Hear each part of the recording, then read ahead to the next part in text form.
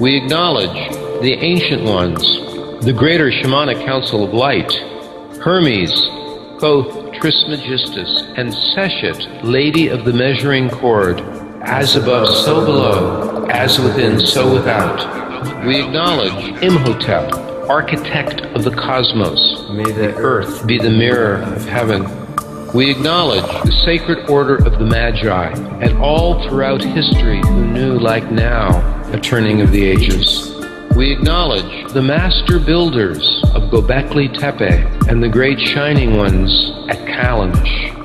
The courage and knowledge of the Polynesian wayfinders traversing the great oceans. We acknowledge the prophetic traditions of Ezekiel and Daniel, the traditions of Avalon, the Merlin, and the Round Table, the calendric wizardry of the Maya, and the Venus teachings from Mesoamerica, the Jupiter teachings originating in China, and the Vedic lunar mansion traditions, the Babylonian and Sumerian sidereal zodiacs, the brilliant Hellenistic invention of the seasonal zodiac.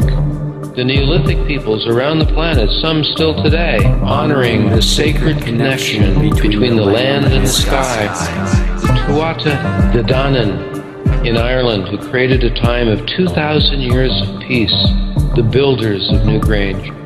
My teachers that are not in human form, Mount Shasta, the Grandfather Rock at the Wonderland of Rocks in Joshua Tree, Mount Haleakala on Maui, the Fish Lake Valley, Hierophany, and the sacred landscapes around the planet, the astrosophy of Rudolf Steiner, and the esoteric astrology of DK in the Tibetan, both presaging the shamanic astrology paradigm, and particularly the archetypal visions of C.G. Jung and the cosmology of my mentor, Dane Rajar.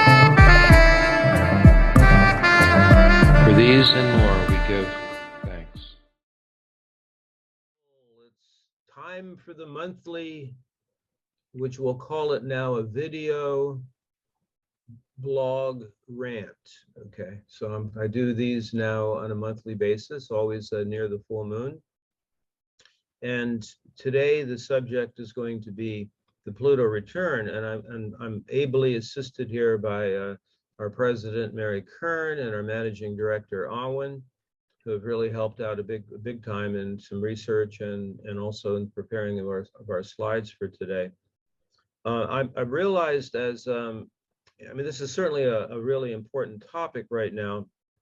A lot of people, a lot of astrologers, a lot of other people that are not even astrologers are aware that there's this Pluto return thing happening to the United States. And I realized as I was going through the research on this and the scope of the project, which I have been presaging over the last couple of years by talking a lot about the US chart on Facebook posts and in some of the ramblings articles I do, that this cannot be all covered in our video today. So this is going to actually be the first of maybe 2 or 3 more for the rest of this year as we go through this Pluto return process. Before diving into some of the information, some of the data, and we have a bunch of charts to look at, I did want to speak for a few minutes about the nature of a Plutonian initiation from the perspective of our school's paradigm. And there's a bit of a difference, we could say, between looking at a country's chart relative to a Pluto initiation and looking at a natal chart. Certainly they have a lot in common, but the time frames are going to be certainly different. So the thing to remember is that the Pluto orbit is about 248 years. So that if we're looking at the chart of an individual, when Pluto is in its speeded up portion of its orbit, it is possible that you can have the opposition somewhere in our 80s or 90s. But there's plenty of times in history where a person would never conceivably reach even the opposition, not to speak of the return itself. I did have the opportunity one time to do a reading for a person who was in their Pluto opposition at age 105. And that was a very fascinating process. She would always say stuff like, "Oh, to be 80 again." She was quite a well-known healer, actually, in New Mexico. But now we have people in our school who are in their 80s that are either in their Pluto opposition or approaching it quickly. The United States as a country now is finally reaching its first Pluto return. Now, when we're looking at an individual chart, in our paradigm, the squares, the conjunctions, and the oppositions are super important. They're part of a whole body of knowledge that we have a whole course for, which is on the timeline. The cycles that everyone goes through at around the same time. That's easily understood with something like Saturn.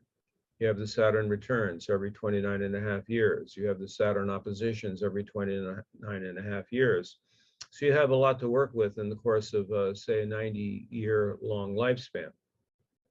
Uranus also, you can have 4 of those leading up to age 84, where you have 2 squares and an opposition and a return. On an individual chart, you can really only put your focus on the square. And then, as I was just mentioning, you can have the opposition. If you are in a speeded up, if you're in a Pluto generation, or if you're at a time period when Pluto is moving very fast. You'll see some information on this as we go through the rest of our conversation today. When applied to a country, and now that finally this country has, the United States has reached its Pluto return time, we can look back on the square and the opposition, another square. The first square was in the sign of Aries, then we had the opposition in Cancer, and then the square in Libra. And we'll go through some of the insights that we can gain from that in the course of our conversation today. I think it might be next just to look a little bit at what the nature of the initiatory process is. In our paradigm, Pluto and Chiron are allocated to the underworld dimension. We have that thing called the 3 worlds approach. So Uranus and Neptune are upper world, Saturn, Jupiter, and the nodes are middle world, and Pluto and Chiron are underworld.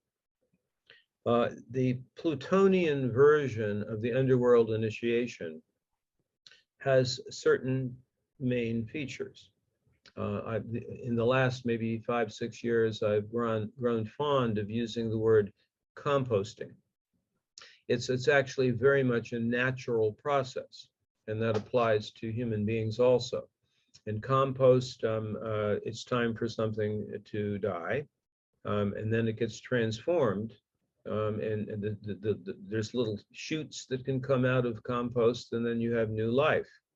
And it's extremely interesting that when you look at the mythic understanding of the Plutonian initiation process, which the ancients knew quite well, we can find it in the story of Inanna's journey to the underworld. We can find it in this journey of Persephone into the underworld. We can look at it in the Eleusinian mysteries. There are numerous stories in the past where the population knew very much about this, and then it was kind of lost in regular astrology until this, the controversy about is it a planet or is it not a planet. But anyway, something was discovered in 1930, and they named it Pluto, remarkably. And even as far back as 1938, my mentor, Dane Rajar, had sourced clearly what its nature was, what it actually symbolized, and what the initiatory process with it was about. And it had to do with going into the depths, into the subconscious. So the ancients would be able to understand it as like the lava or the ocean, the very strong ocean currents below the water. The chthonic power coming from the center of the earth up. In spiritual practices, it would be like the Kundalini rising from the base of the spine. But from a psychological level, it had to do with having to integrate the shadow. And the shadow here would have to do with what consciousness has not become aware of that might be running us unconsciously. Actually, Jung made that phenomenal statement, which it sort of paraphrased, that no one can get to heaven until they go all the way through hell. So it's like you have to go down to the depths before you can ascend. And so Pluto, therefore, as a totally natural process, is designed to be an antidote to hubris.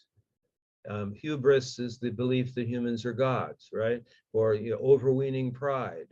So anytime there's an identification with that, Pluto will come in and denude it, compost it, turn it into dank soil, into Liz Green had this wonderful thing years ago where she said, if you want to think about Pluto, think of rich, dark soil or running sewers. It's like a combination of those two kind of things.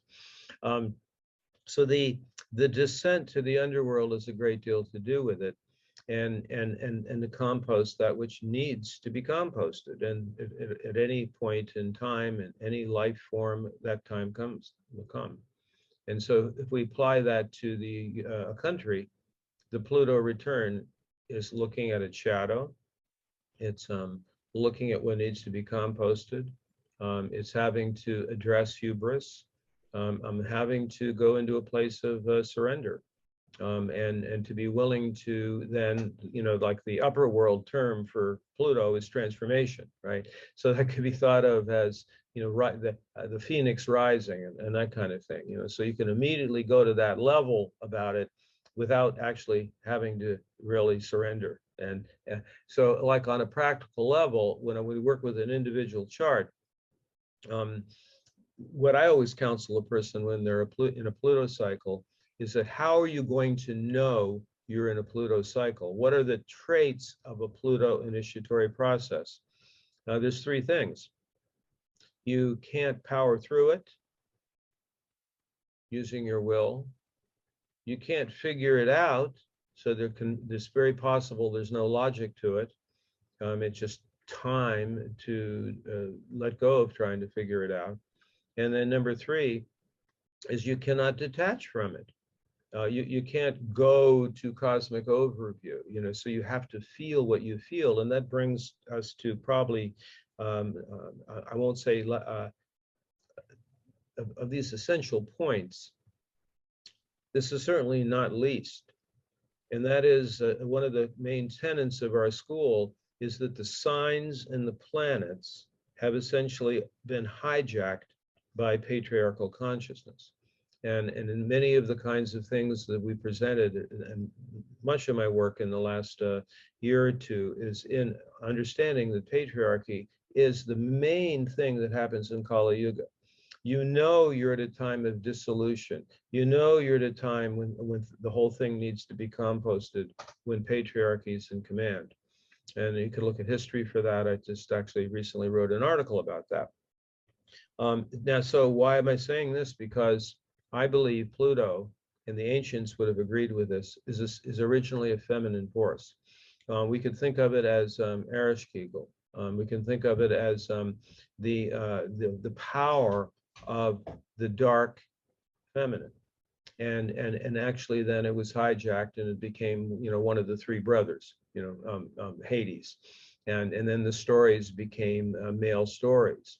But I believe that Pluto in its original essence is definitely a female force, not Mother Nurturer, quite frankly. It's more associated with the Kali force, the version of Shakti, that when it's time when Shakti is no longer fecund, rich, alive, then Shiva will come in as to destroy or compost, so there can be no new life.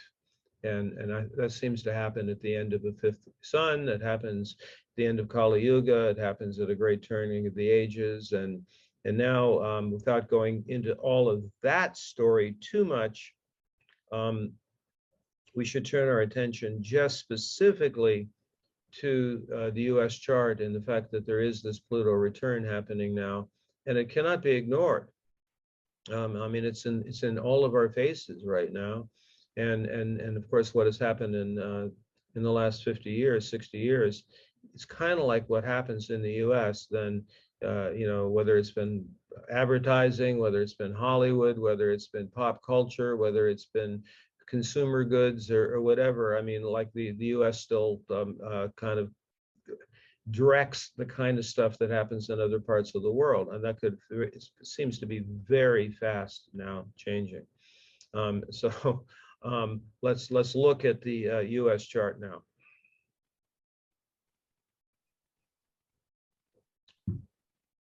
This is the title of our presentation, and this, I'm sure, is going to be used a number of times over these next months, before, through the course of this year. Here are the topics. We just covered point number one, the nature of Pluto initiatory processes, natal versus the country.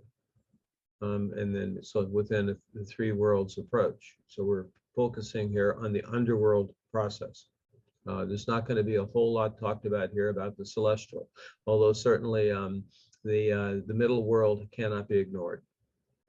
The purpose and the intention of the process relative to US history, and we'll look at the US chart to get some clues about that. The fact that this is occurring within a great turning of the ages, including a fourth turning and other great cycles relative to the US chart, including the convergence of many, many timelines right now. The fifth sun, the geological sixth mass extinction, all those kind of things. The time frame, why are we saying 2020 to 2023? We'll comment on that here shortly. Then we'll introduce the topics of the Pluto generations and the Pluto perihelion and the predicament, the plight of the baby boomer generation and the Pluto in Scorpio generation, and what role they have to play here. If we have time in this one, I mean, we might not, looking ahead to 2024 to 2027, and then certainly at the last portion of our conversation here for this video, some suggestions on what to do, and what would be the navigation in a Pluto return if you happen to be either living in the United States or at the effect of what the US is up to, right? So that's what we'll speculate on some of that.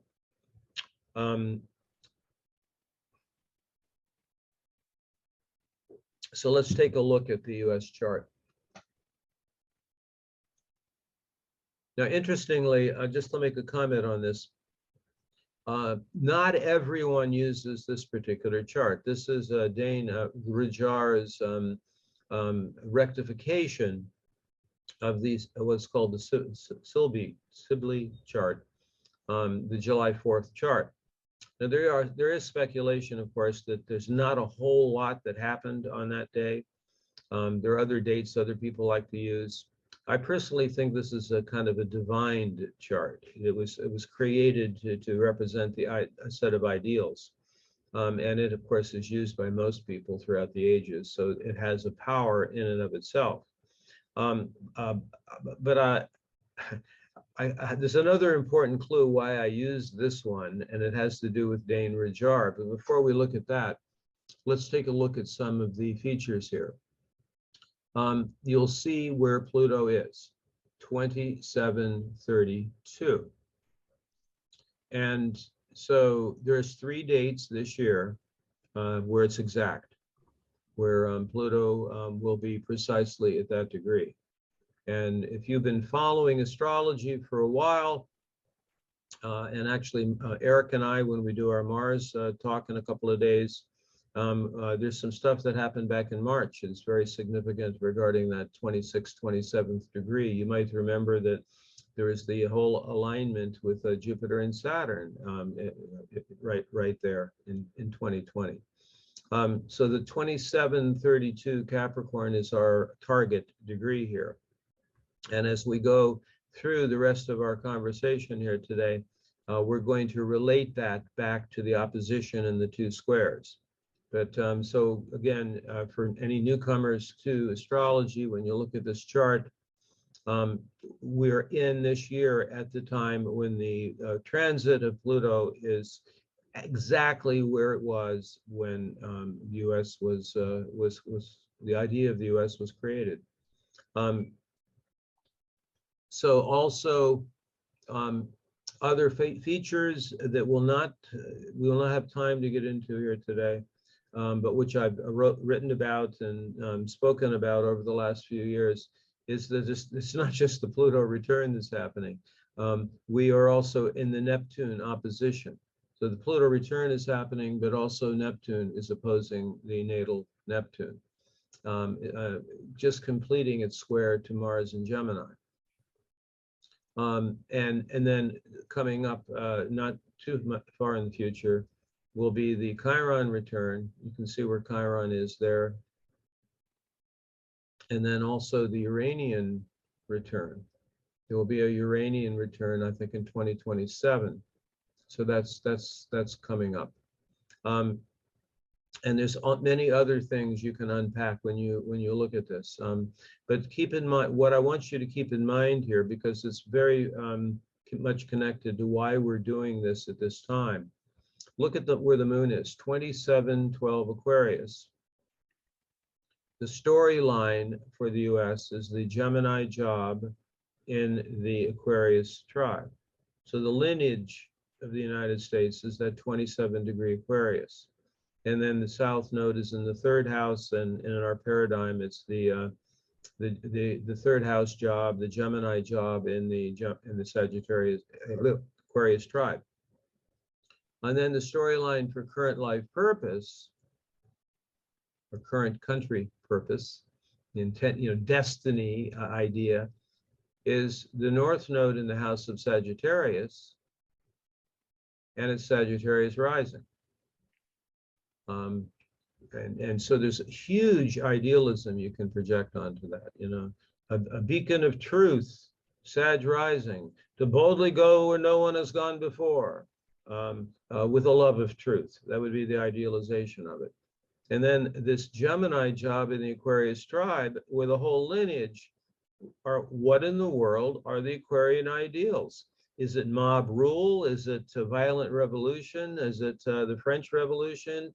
Or is it the ideals of individuality and uniqueness and be your archetype? And what is freedom really? What is the meaning of freedom? All of those kinds of things I think are woven into this. And then you can see the Cancerian aspect, including Mercury retrograde in Aquarius, Cancer, and Jupiter and Venus and the Sun in Cancer, and then Venus and Jupiter in Cancer in the underworld, actually. Now, the reason why I kind of have considered the whole Pluto return process to go back to March of 2020 is because that is when Pluto began its opposition to the U.S. Mercury. And here, as we talk, and about 2 years after that time, and looking at all that's unfolded and looking back to what happened in March of 2020, I think there's some validity to thinking of the larger window of the Pluto return, because it will include the complex of Mercury Cancer retrograde, and so that we can also begin to see where some of the shadow might be, not just some of the shadow of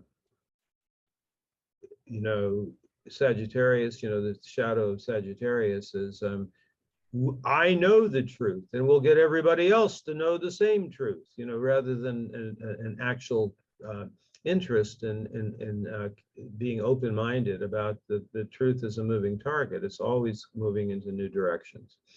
And then the whole consideration about Aquarius, the shadow of Aquarius, the original ideals of Aquarius that we've talked about in the school many times.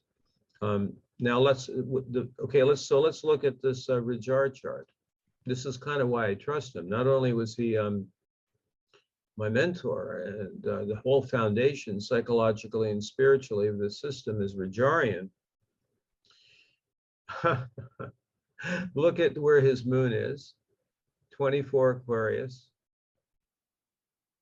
and look at the rising sign, 17 Sagittarius. And he comes from the Capricorn job in the Aquarius tribe, the elder wisdom of Aquarius, and his life purpose is the Cancer job in the Sagittarius tribe. And he was quite a he had a vision for the whole planet, you know, which was based upon spirituality and freedom and individuality. He totally was dedicated to being a self, to being an individual. And then his vision was the creation of seed people, but even beyond that, called the planetarization of consciousness. That's off our topic a little bit here, but you can see the incredible similarity between stuff on his chart. You've circled the sun at 2 Aries. Well, if you go back for a moment to the U.S. chart, you'll see that the IC, the home and roots of this U.S. chart is 2 Aries, and also the alignment with the nodes of his nodes. So go back to Rajar for a moment.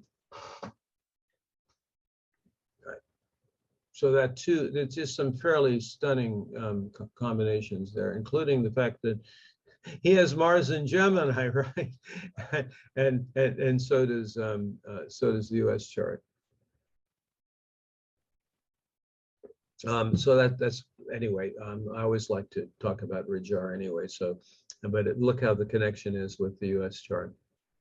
And here we have the full moon chart at 27 Leo, opposite 27 Aquarius, right? So this full moon is activating strongly the U.S. moon, which, by the way, in September will be a lunar return to this particular degree. So there's a lot of information to unpack, and you have this as a resource to look at. I have the feeling, and so do many other folks, that February and March of this year, we're going to find out a lot. I mean, it'll be a time of a lot of disclosure, and the reaction against it. Nothing really wants to truly. The shadow doesn't want to be exposed. I mean, at least its human aspect, right? So even though it's absolutely necessary in a historical process, in a natural process, that composting is essential. Okay. Mary prepared this, and thank you for doing this. And this is a way of integrating the generations as understood by people like the fourth turning, and just the popular understanding of generations with the names that are usually given to the different generations. And then it's matched together with the years that Pluto is in any sign. And this has actually been a theme, not the fourth turning stuff, that's more recent, but this idea that whatever sign Pluto is in gives you a sense of what the shadow of that particular generation or subgeneration is. Now notice, the thing you can notice by looking at this particular what do you call this? A chart, or this diagram that Mary prepared.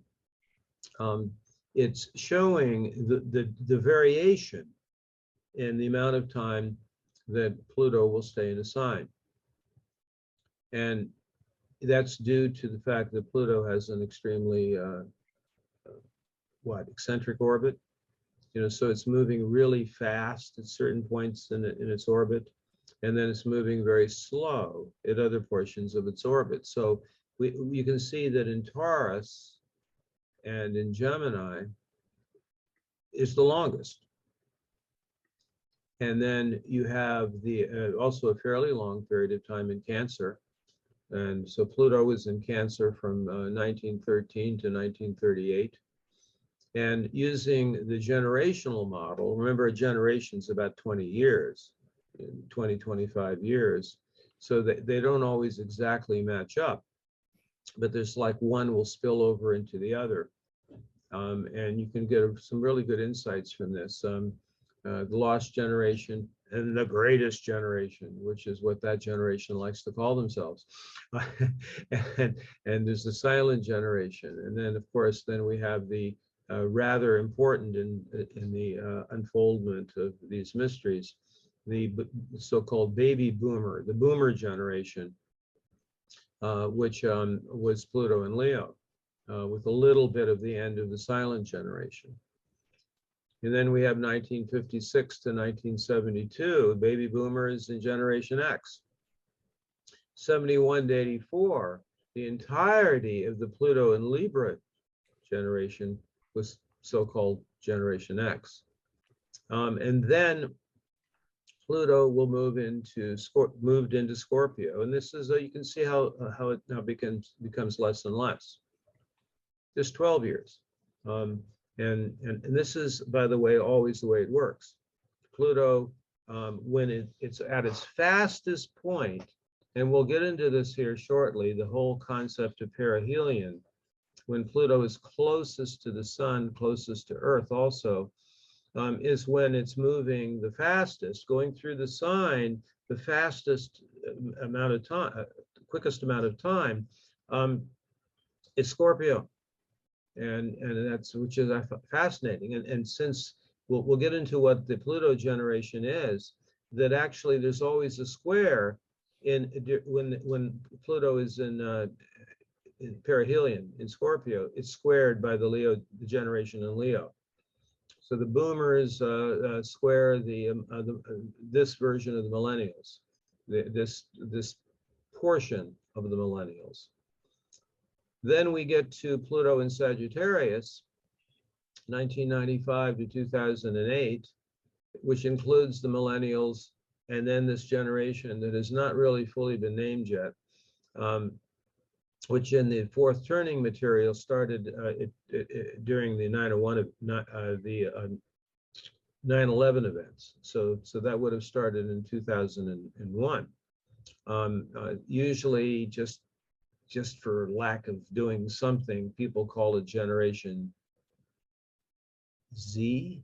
I'm not particularly fond of that, but I like to call it the iGen.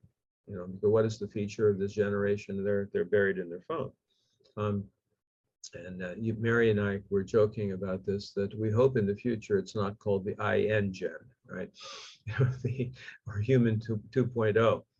And then this shows how it stretches out. Then we have the Aquarian, 20 years, Pisces, 24 years, Aries, 31 years, back to Taurus, 34 years. So there's two different ways of interweaving the generations. And I think you brought up something here that in this chart, that in a beautiful way, being able to see it, what I usually try to synthesize just in my head, right? So this is a beautiful kind of, any comments here you'd like to make about what you discovered from this when you did this research, Mary? And Awen, get your comments so far. I would just say that I was kind of delighted to say that when Pluto goes into Aquarius, it's for a good long time, and as well as with Pisces. So I can imagine those archetypes really taking humanity forward with really an explosion of novelty and creation and freedom and compassion. I mean, that's what I assign to those. And with Pluto, I think the other piece of it that's very interesting to me is that in order for any of that to happen in the collective, that we have to get in touch with what we have been denying and not fully being conscious of, both in our own personal lives and in the collective, that really has to be composted. I mean, I see that to be a very good thing, because I see the unconscious as being what's below the tip of the iceberg. All of that isn't seen, isn't claimed, isn't really brought into our full awareness. So even though Pluto can be thought of as fear and death and great fear, it really is just really facing up to and owning up to what we have to do to get to a higher level. And when we've done that and we've gone through that, my guess is we'll be so much more awake and vibrating at such a higher level, because we will have released all of that. The fascinating thing there is that if you blend together the fact that Pluto in Aquarius is 20 years, all right, and that Pluto, so there's the nature of the generation also. And so we're now in the fourth turning. So basically when we get beyond the fourth turning, Pluto will be in Aquarius. And the first turning is like a high. There's a high that happens. And that is followed by an awakening generation. Like, for example, after World War II was the high, and then there was the awakening generation, which was the boomers. See? So basically what happens in a first turning is that whatever the decision is taken about what direction it's going to go, that's the high. So so to take into account Pluto in Aquarius, that generation is going to have to deal with the shadow of Aquarius first. And then about 20 years later, you then have the awakening generation that comes in. And this has happened consistently through history. And when I say history, I'm saying back to the 1400s. And you can look back in US history, and it works like that also. So what I'm saying here is there is obviously the ideals of the Aquarian, but it cannot be forgotten that when we look at the generations based on Pluto, then it has to do with the shadow of that particular sign. So it's like addressing the shadow first. And that did not happen in the boomer generation. They addressed the shadow of it later. And that became the me generation, you know, the overindulgent of one being so special. You know, so every one of them has a shadow. But what I find here so intriguing is that the shadow of Aquarius is faced first. The authors of the fourth turning speak that you don't really know what will be the outcome of a fourth turning. So the outcome of the fourth turning that happened in World War II was the creation of the biggest middle class in the history of humanity.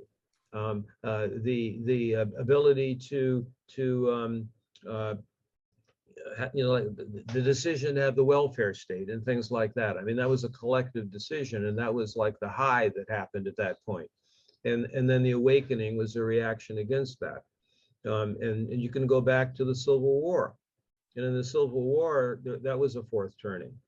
But what happened after that was not the coming together of the country. That Jim Crow and further the breaking apart, the bifurcation part has to be remembered about the United States. So weaving these two together, are looking at both things, the intent of the generation, the shadow of where Pluto is, the composting of what needs to be composted, and then moving forward to see what the next generation is going to do. So that's my commentary on what you brought up there. So I found that people forgot about Pluto going into Aquarius, and they said, oh, the Aquarian age, it's all this idealism about the Aquarian age. But if we go back to the US chart, it's totally woven into the US chart, the shadow that they have not lived up to their ideals. And that has to be, clearly faced. So we might want to go back to the let's see what we got coming up next, because what's the next slide you got there, Awen? Well, this is mainly for research purposes. There is this very interesting relationship, as I was mentioning, between we can coin the Pluto generation, and the relationship between when Pluto is at its speeded up point. Maybe let's look at next up, Awen, at Pluto perihelion.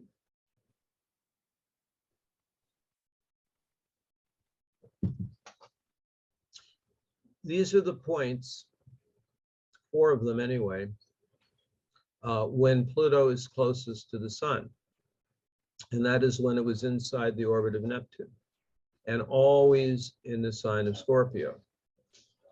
So we have 1245, 1493, 1741, 1989.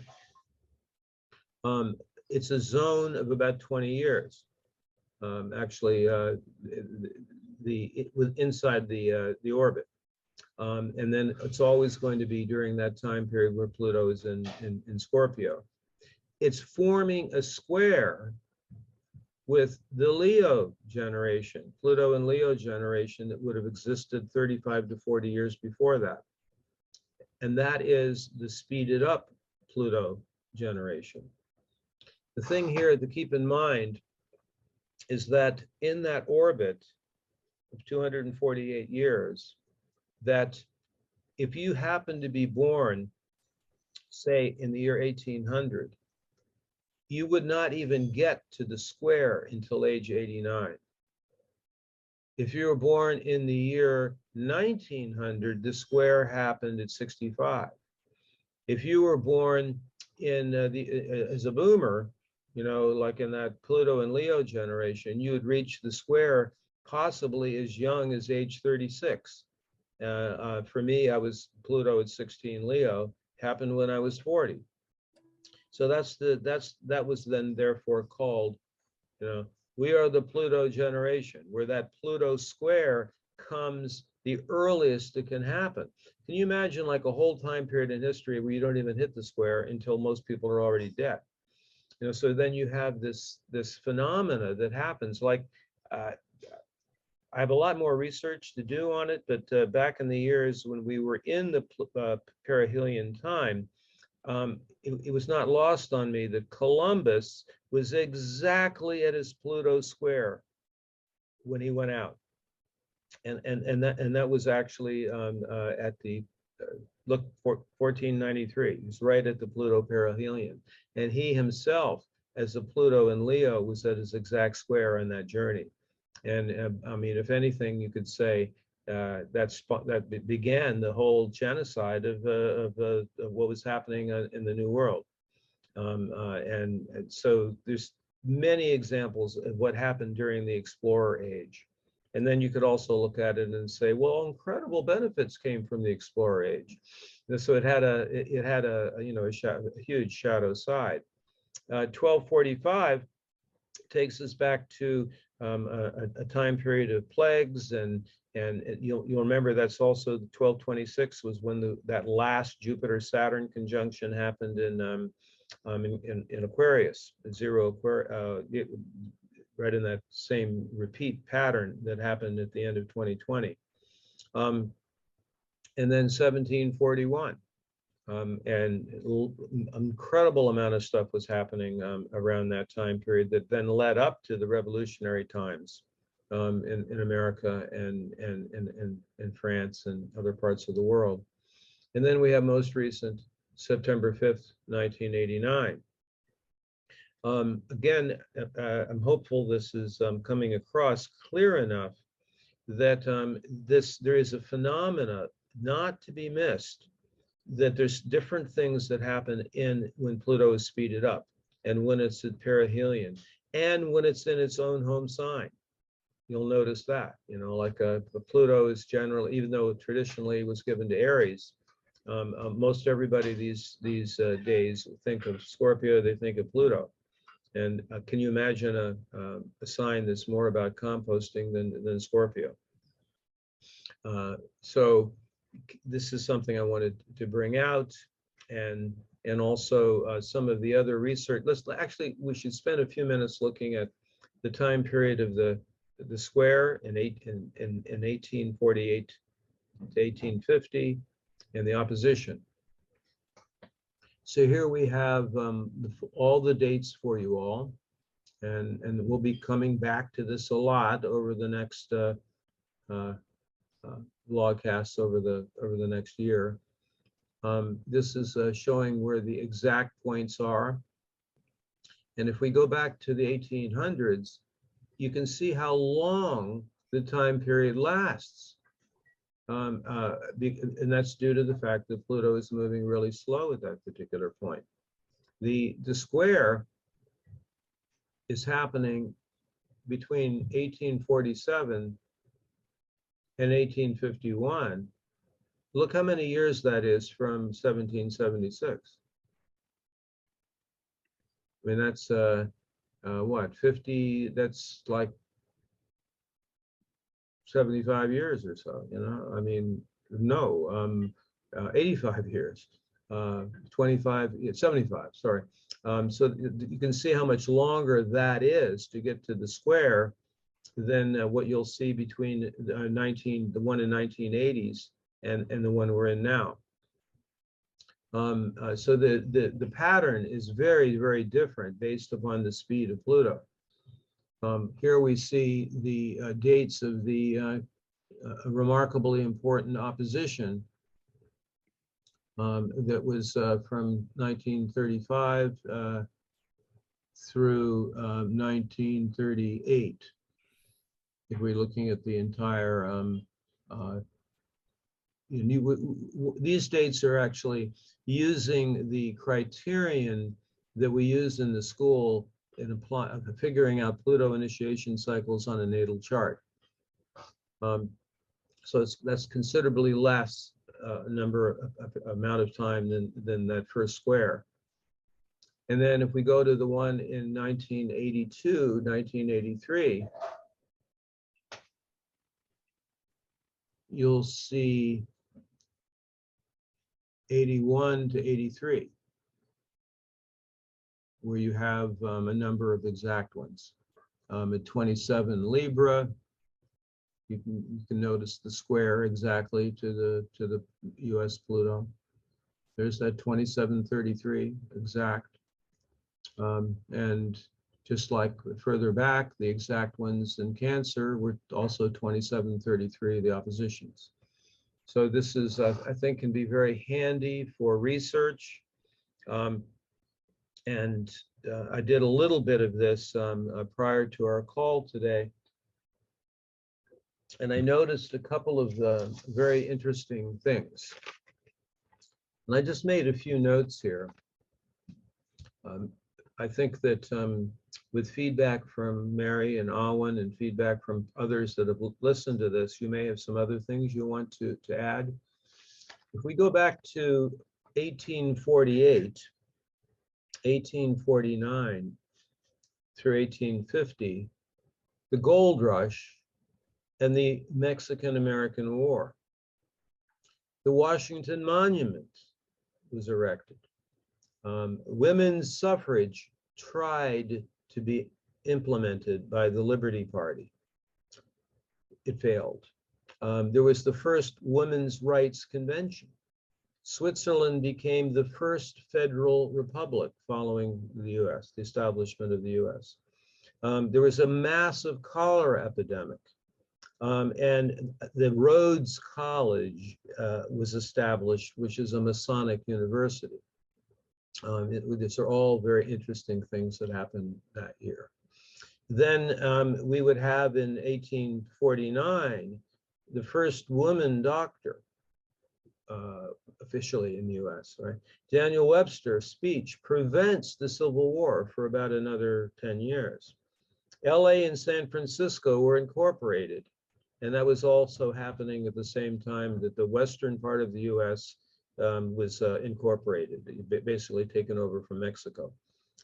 Nicaragua, there was the proposed canal in Nicaragua that was proposed, predating the Panama Canal. The Fugitive Slave Act was passed. Lehman Brothers was established. But the thing that caught my attention, it was the year that Pfizer was established in 1849. Then if we jump ahead to 1936, oh my goodness, there's so much that happened in 36 and 37. 1936 was just dominated by US corporations supporting Nazi Germany. There's all the stories about IBM and the Bush brothers and everything else. Hoover Dam was completed. Pittsburgh had their worst flood in history. Many tornadoes, major heat wave, thousands died. 1930 to 36, and it was still going on big time in 36, was the Dust Bowl. You had the New Deal from 1933 to 1938. That was during the time Roosevelt was president. And then there's also, of course, the run-up to World War II that was happening. There were a lot of labor strikes that were happening at that time. Interestingly, I was kind of amused when I saw this. The most popular radio show of the time was introduced, The Shadow. And if you go back far enough, you'll remember the Shadow radio show. It was famous for saying, "Who knows what lurks in the hearts of men? The Shadow knows." That's how the show started. Have you heard of that one, Mary? Yes, I have. So that happened at that point. And then if we jump ahead, oh, there was the Sino-Japanese War was happening at that time. It was a part of the run-up to World War II. And the Spanish Civil War was going full big time then. And that was also the crowning of Queen Elizabeth during that time period. Then if we jump ahead to 82, that was the sort of the Reagan era, the breakup of AT&T, the Falkland Islands War, the space shuttle started, a major debt crisis. That's when the war on drugs happened big time. There were many major plane crashes. There was, that's the beginning of the Weather Channel that year, interestingly. The No Nukes movement was huge at that time.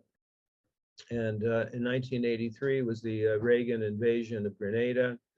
The Star Wars Space Defense Initiative was launched. And that was when the Beirut embassy bombing happened.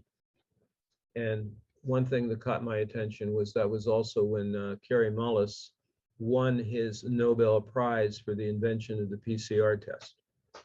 Yeah. So there's just some of the things you can pull out from history during the squares and the oppositions.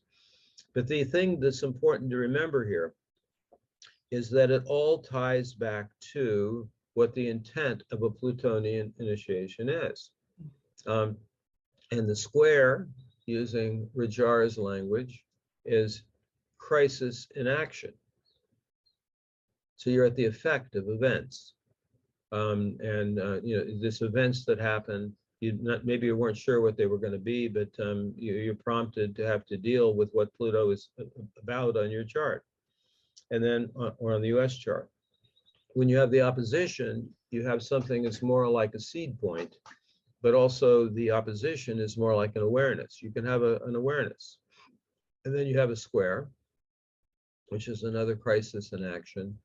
And then the whole process completes at the return. It is far beyond the scope of our conversation today. But all the other factors, of course, do have to be woven in, and there's so many.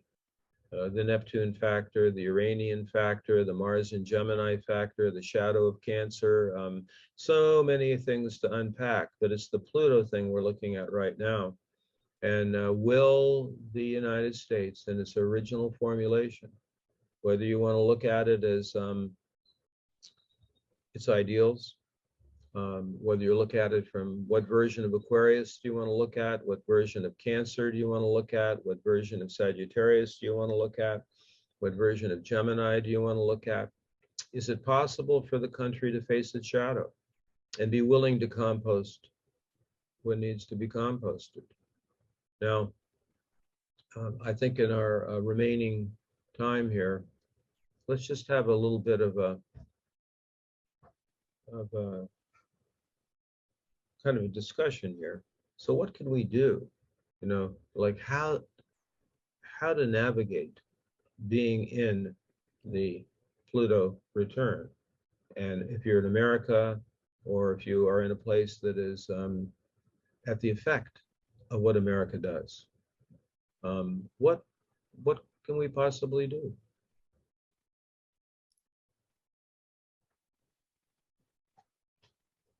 If we apply this to individual charts, what I get to do with my clients is that if you're in a Pluto cycle, you will face factors you can't power through.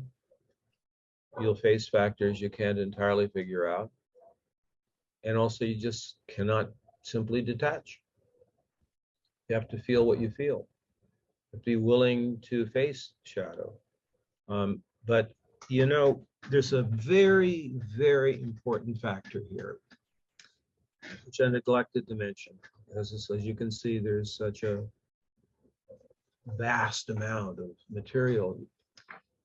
I'm reminded of this often, but it came big time to me by something I found just yesterday. It was an article written called Pluto, Lord of the Underworld, an Analysis. And it goes into the way it connects with Rajar, with Inanna, with the Eleusinian mysteries, and with Pluto and Persephone. And it reminded me to bring this up because it may be important as we kind of wrap this up for today. Pluto had many names. Now, in addition to what I was presenting earlier, that I think is actually originally a feminine energy, female energy, even in the Roman times, it was known as Pluton. And that translates out as the giver of wealth and the one who receives many guests. Now, the way that the one who receives many guests is that everybody at some point is going to die, right? So receives many guests. But as the giver of wealth, you can see the remnants of this in the word plutocrat, which is usually given to the rich elite, right? But originally, it's more like a shamanic practice where if you've been to the underworld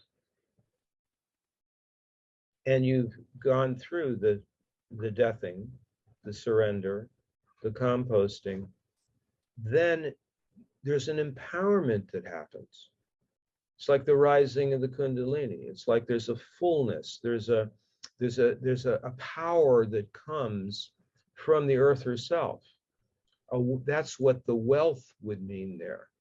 Not specifically money, but a kind of an aliveness that comes from greater wholeness when the shadow is incorporated and when there's a willingness to let go and surrender. Often when people hear these Pluto conversations, it sounds, why would anyone want to go through that? You know, why is that necessary? We're not really trained or taught very often about this. and they glaze over by the time they hear this latter part of it.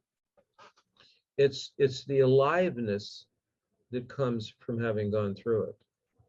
And the shamanic world knows this. So there's and actually even in the esoteric traditions, you don't have to go to shamanism.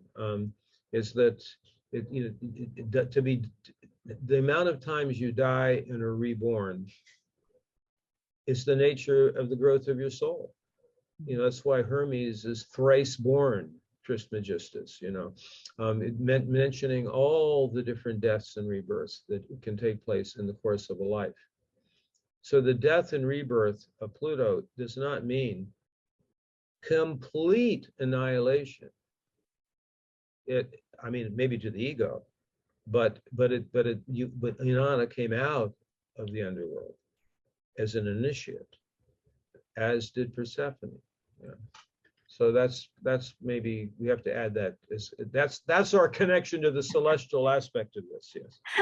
Can I add one thing? Of course. Yes. I think of what we have to go through in order to be birthed, and it isn't. I mean, it's a messy process, and it's a difficult process, and it's kind of like that. I mean, yes, Kali was related, and Durga is related. I like to think of Niriti. That was the mother of the three: the fear, the great fear, and death. And the beauty of facing death is there's no fear after that. I mean, right. There is such a release. There is such a freedom in that you can live. I mean, we live a fear of the future. We live a fear of not knowing enough. We all have our own little set of things that we fear, but at some point, when you get over it, then you have the freedom to create with it, I guess is what I'm thinking. And it's not an intellectual exercise. No, you have to feel, because a lot of it is facing your own shadow, but then also really facing what it is that you've buried and that you're refusing to see and feel. And it's when you feel that you're alive. I recently was watching a series where there were two women dating the same Scorpio character. And when they finally met, one of them said to the other one, well, what is it that you see in this man? And she said to the other, the same thing that you do. He makes me feel alive. Yeah. And it's because he was just off the chart crazy Scorpio, which is again that Pluto, and there is an aliveness to that. It's the old wild man in the woods, actually. Yeah. The green man, often vilified, in a super ego-based culture. So that's also something that needs to be looked at. The attempt to deny our humanness, to deny our grief, to deny our death. Death could be something to be celebrated, not something we're afraid of. So that's a whole other issue. But it's the grieving part is really important. Yeah, I found the journey of Pluto toward perihelion that you were describing earlier, and how we looked at the dates and how it looks almost like a sine wave, how it speeds up and at its depth, at its lowest point, is actually when it's moving fastest. Yes. And yet also presenting us with the sign that most represents the underworld experience of Scorpio. And it's almost saying to me, although we're going into this Pluto return, which is like a 2-year period for all of us on a collective right now, if we look at the whole Pluto cycle in a larger framework, it's almost showing us that the worst is behind us and we're on the rise, or that the darkest part of the cycle is the fastest, and it's that sweeping death, and then we have the whole rest of this rising part of the sine wave to sort of integrate that. That is just feels like a a good description of how Pluto works in a way that we. Well, I mean, that's part of the historical research on this, it was not lost on me that time period of the explorers going out and decimating the New World, and then after that becoming the East India Company and the origin of corporate structure as we know it today. That actually it was during that Pluto perihelion time and those that were in their Pluto square that were happening at that time that were the major players. And the same thing in the 1700s, and the same thing as the dynamic. I mean, it's not lost on me at all that as much as I can celebrate what was great about my generation and to idealize the late 60s, well, Jesus, the current leaders are also boomers. You know, I mean, so it's like there was a bifurcation that was huge at that time also. It was really like a 50-50, you know, where there were those that were the kind of the avant-garde new way of thinking, and then there were those that were holding on to the old order. And unfortunately, some of them are still running the show right now. And so it's this clash between the Pluto perihelion, Pluto Scorpio time, and the shadow of the baby boomers, actually, quite frankly. But I'm very fascinated to see what will come out of the you know, the next generation. You know, what's going to happen with the next awakening group, you know, after whatever the iGen decides they're going to choose, you know, whether they're going to choose collectivism, or whether they're going to choose the sanctity of being human and individual. You know, we'll see. It's up to them to decide what they're going to want for their high. But what the generation after that is going to be the reaction against that as the consciousness expression. So, and that'll be all as we move through the Pluto and Aquarius. We have a lot more to go through as we go through, and so this is the starting point of this Pluto return inquiry. I just, as the last thing I'm going to say here, because I think we got that party thing starting back here now, that I wanted to also, I didn't have a chance to read what they wrote. We'll do it next time. But I really want to thank Greg Nell and Dale O'Brien for their contribution. It really helped my own understanding of the square that happened back in 1848 through 1850. And a big shout out to them for what they've done to assist the research here. I couldn't have done this without Mary and Awen and your help and support here. And as we continue to move forward. Just one quick announcement for those that might, oh no, actually, by the time you all see this, will already happened. We have that Mars class coming up, but till next month. Don't know the topic quite yet. See you then. Thanks, Mary. Thanks, Awen. Thank you. Goodbye. Mm-hmm.